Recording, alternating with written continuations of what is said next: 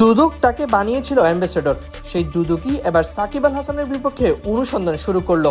খারাপ সময় থেকে যেন বের হতেই পারছেন না সাকিব আল হাসান।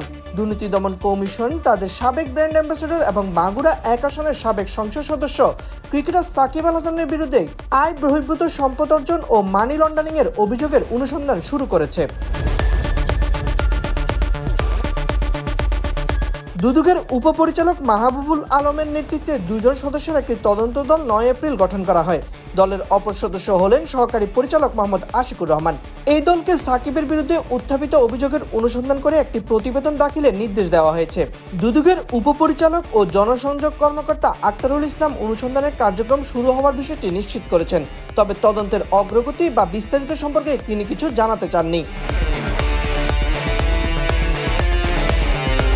এই ব্যাপারে দুদকের একজন ঊর্ধ্বতন কর্মকর্তা জানিয়েছেন, সাকিবের বিরুদ্ধে করা আগে তদন্ত প্রতিবেদন সংগ্রহের লক্ষ্যে ইতিমধ্যেই সিকিউরিটি অ্যান্ড এক্সচেঞ্জ কমিশনে একটি চিঠি পাঠিয়েছে তারা।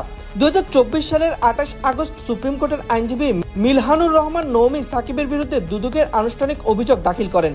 ওই অভিযোগে সাকিবের বিরুদ্ধে শেয়ার বাজার কেলেঙ্কারি, নিষিদ্ধ জুয়া ব্যবসা ও প্রতিষ্ঠানের সঙ্গে সম্পৃক্ততা, স্বর্ণ চোরাচালানে সংশ্লিষ্টতা, প্রতারণার মাধ্যমে কাকড়া ব্যবসায়ীদের অর্থ আত্মসাৎ, ক্রিকেট খেলায় দুর্নীতি এবং নির্বাচনী হলফনামায় সম্পদের তথ্য গোপনের অভিযোগ আনা হয়।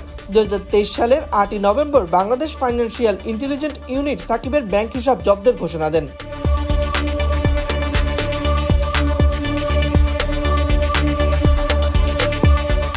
2008 সালে দুদক সাকিব আল হাসানকে তাদের ব্র্যান্ড অ্যাম্বাসেডর হিসেবে নিয়োগ দেন। একই বছর হটলাইন 106 উদ্বোধনে বিভিন্ন কার্যক্রমে অংশ নেন। তবে 2022 সালে সাকিবের বিরুদ্ধে একাধিক অনিয়মের অভিযোগ ওঠার পর সংস্থাটি তাকে ব্র্যান্ড অ্যাম্বাসেডর পদ থেকে অব্যাহতি দেয়।